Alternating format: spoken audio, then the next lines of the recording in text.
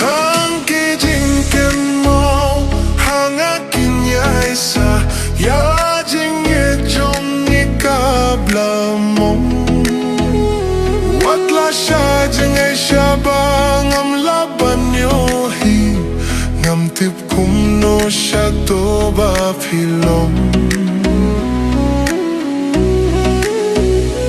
ko ba yet nang a sha nai sha lindet dalele ia pinga num kle kubayet nang ashaj nai shalindet dalele ia pinga num kle mera kito kipor batang babat don lang Kat no min siem jung adap da ka jing men Haber tengas ngukum ha eden Baliko itnang apishu ijendat Halamar Weng ampoy perkar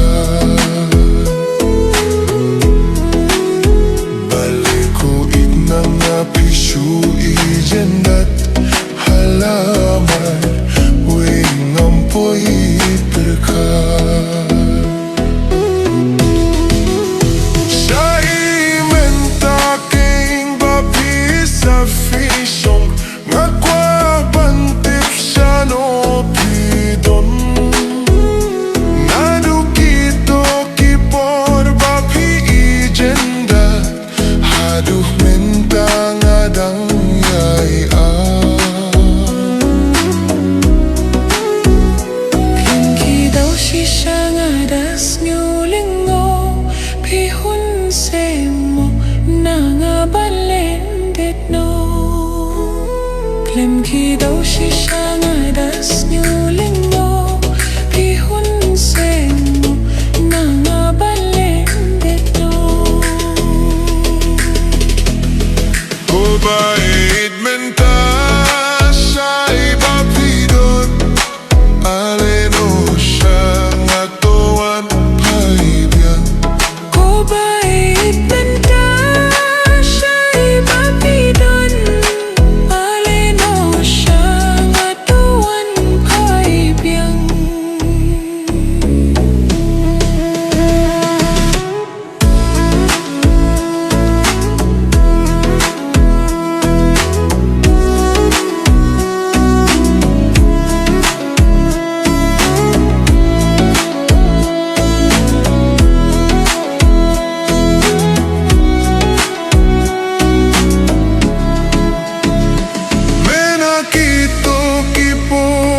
Kipor batyang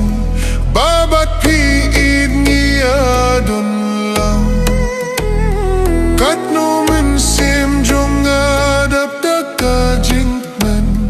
hapir tingas ngukum ha iden Baliko inang apisung ijendat halamar weng ampoy perkar Baliko inang apisung ijendat halamar weng